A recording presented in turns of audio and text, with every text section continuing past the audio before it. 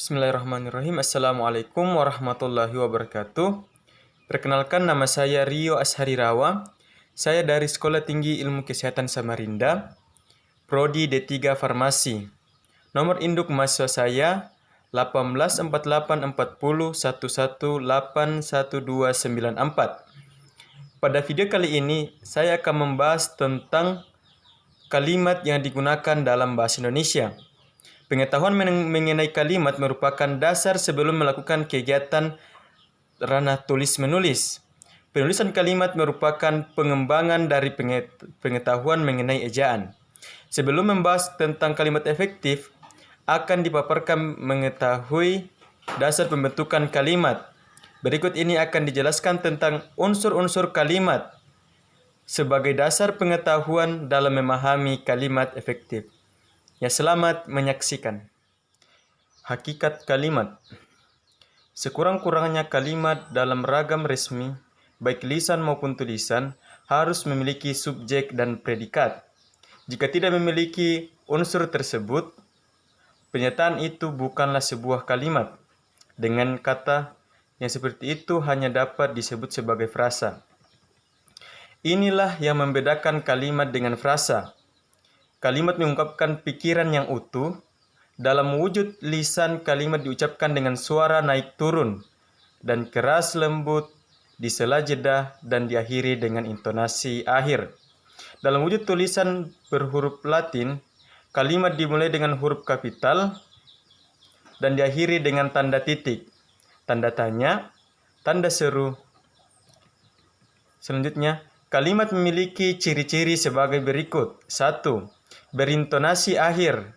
Kemudian kedua, minimal terdiri atas subjek dan predikat. Ketiga, predikat transitif disertai objek yang transitif dapat diikuti pelengkap. Keempat, mengandung pikiran yang utuh dan kesatuan makna. Kelima, menggunakan urutan yang logis.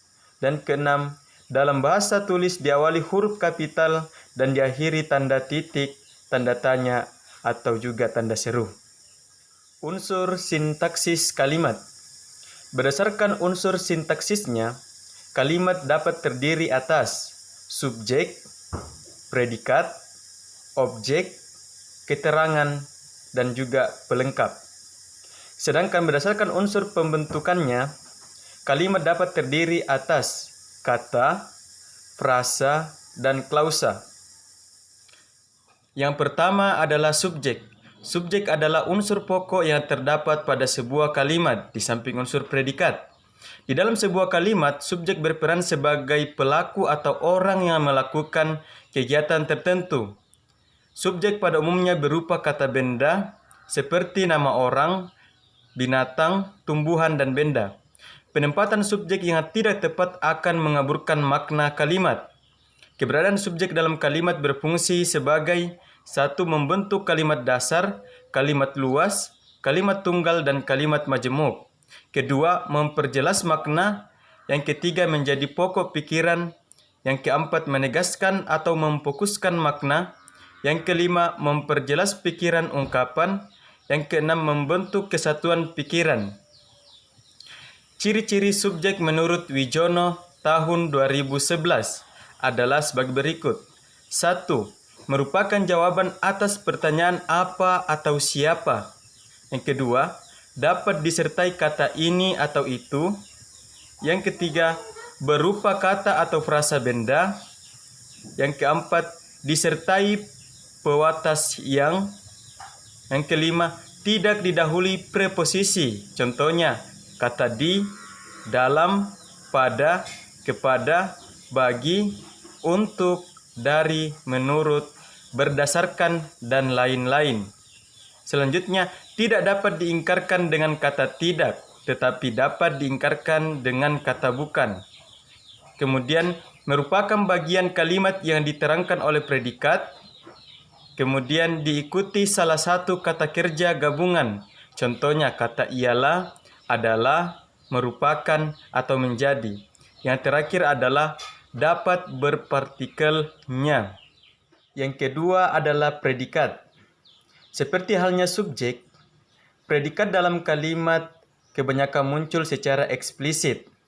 Predikat menyatakan kegiatan atau sesuatu yang dilakukan oleh subjek. Umumnya, predikat berupa kata kerja, tetapi tidak menutup kemungkinan predikat juga dapat berupa kata bilangan, kata benda, frasa keterangan, maupun kata sifat.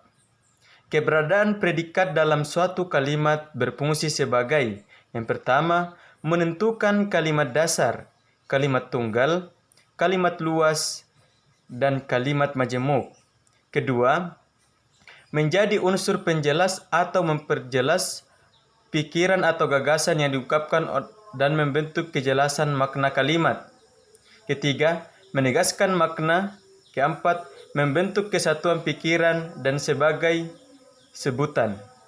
Ciri-ciri predikat menurut Wijono tahun 2011 adalah: pertama, merupakan jawaban atas pertanyaan bagaimana, mengapa, dan berapa.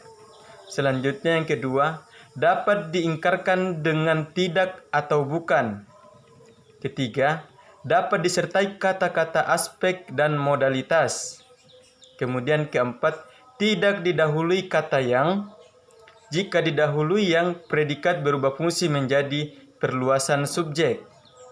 Kelima, dapat didahului kata adalah, ialah, yaitu, dan yakni.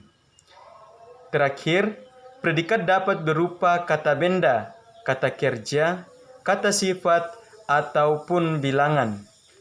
Yang ketiga adalah objek.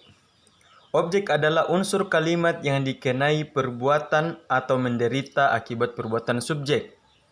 Kehadiran objek dalam kalimat bergantung pada jenis kalimat serta ciri khas objek itu sendiri. Predikat kalimat yang berstatus transitif mempunyai objek. Biasanya predikat berupa kata kerja berkonfiks me, kan, atau me, i. Misalnya mengambilkan, mengumpulkan, mengambili, atau melempari. Dalam kalimat, objek berfungsi sebagai yang pertama, membentuk kalimat dasar pada kalimat predikat transitif. Kedua, memperjelas makna kalimat. Ketiga, membentuk kesatuan atau kelengkapan pikiran. Ciri-ciri objek menurut Wijono tahun 2011. Pertama, berupa kata benda. Contohnya adalah Nola menulis artikel ilmiah. Pada kalimat tersebut, artikel ilmiah merupakan sebuah objek dalam bentuk kata benda. Kemudian, ciri yang kedua, tidak didahului kata depan. Kemudian yang ketiga, mengikuti secara langsung di belakang predikat transitif. Kemudian keempat, jawaban apa atau siapa yang terletak di belakang predikat transitif. Kemudian yang terakhir, dapat menduduki fungsi subjek apabila kalimat dipasifkan. Yang keempat, terdapat pelengkap. Pelengkap merupakan unsur kalimat yang berfungsi melengkapi informasi, mengkhususkan objek, dan melengkapi struktur kalimat. Ciri-ciri pelengkap menurut Wijono tahun 2011 adalah yang pertama, bukan unsur utama, tetapi apabila tidak terdapat pelengkap, maka informasi yang diberikan suatu kalimat itu menjadi tidak jelas. Contohnya, kalimat pertama, Rio belajar. Kalimat kedua, Rio belajar bahasa Indonesia. Pada kalimat pertama, terdapat subjek dan predikat namun tidak dijelaskan mengenai informasi apa yang sedang Rio pelajari. Sedangkan pada kalimat kedua, terdiri atas subjek, predikat, dan pelengkap, yaitu terdapat kata bahasa Indonesia. Rio belajar bahasa Indonesia. Kata bahasa Indonesia merupakan suatu pelengkap dari kalimat tersebut. Kemudian ciri yang kedua adalah terletak di belakang predikat yang bukan kata kerja transitif. Contohnya, negara ini berlandaskan hukum. Kata hukum itu merupakan bagian pelengkap. Kelima, ada keterangan. Keterangan merupakan unsur kalimat yang memberikan informasi lebih lanjut tentang suatu yang dinyatakan dalam kalimat. Misalnya memberikan informasi tentang tempat, waktu, cara, sebab, dan tujuan. Ciri-ciri keterangan menurut Wijono tahun 2011 adalah sebagai berikut. 1. Bukan unsur utama kalimat, tetapi kalimat tanpa keterangan pesan menjadi tidak jelas dan tidak lengkap. Misalnya, surat undangan tanpa keterangan menjadi tidak komunikatif. Kedua, memiliki keluasan letak atau posisi, dapat di awal, akhir atau menyisip antara subjek dan predikat. Dengan kata lain, keterangan ini memiliki sifat yang fleksibel. Kemudian ciri yang ketiga, dapat berupa keterangan waktu, tujuan, tempat, sebab, akibat, syarat, cara, konsesif. Misalnya kata meskipun, walaupun, dan biarpun. Misalnya pada kalimat, saya berupaya meningkatkan kualitas kerja meskipun sulit diwujudkan. Pengganti nomina menggunakan kata bahwa, misalnya, mahasiswa berpendapat bahwa sekarang ini sulit mencari pekerjaan. Baik, demikianlah pemaparan tentang kalimat dalam bahasa Indonesia. Lebih dan kurangnya mohon dimaafkan. Wabillahi taufik wa hidayah. Wassalamualaikum warahmatullahi wabarakatuh.